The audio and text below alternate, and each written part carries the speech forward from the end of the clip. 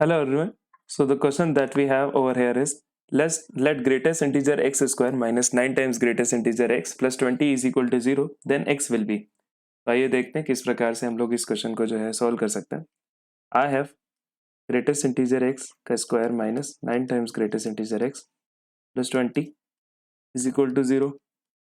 अब ये this is nothing but a quadratic equation के फॉर्म में अगर आपको दिख रहा है. सो क्वाड्रेटिक इक्वेशन का जो सम ऑफ रूट्स होता है आपको पता है, जो सम ऑफ रूट्स होता है वो माइनस बी बाई के बराबर होता है. That mean sum of root जो है इस वाली इक्वेशन के कितने होंगे 9. प्रोडक्ट ऑफ रूट जो है आपका सी बाई के बराबर होता है 20/1 विच इज 20. दैट मीन्स आपको दो ऐसे नंबर सोचने जिसका जो सम है वो 9 है और प्रोडक्ट जो है वो 20 है. दैट मीन्स ऐसे दो नंबर्स हैं आपके 4 और 5. दैट मीन्स आपका ग्रेटेस्ट इंटीजर x की जो वैल्यू है, एक वैल्यू आपकी 4 आ जाती है और दूसरी जो ग्रेटेस्ट इंटीजर x की वैल्यू है वो आपकी आ जाती है 5 के बराबर. राइट, ये है. अब आपसे लेकिन पूछा हुआ है कि x की वैल्यूज जो है वो क्या हो सकती है.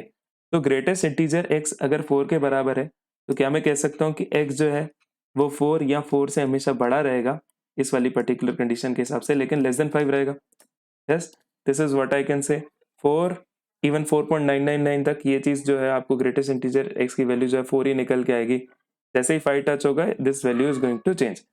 सिमिलरली इसमें आप x की वैल्यू जो है वो क्या कह सकते हैं, ग्रेटेस्ट इंटीजर x जो है वो 5 के बराबर है. That means x can be greater than और x can be greater than और equal to 5 but it will always be less than 6.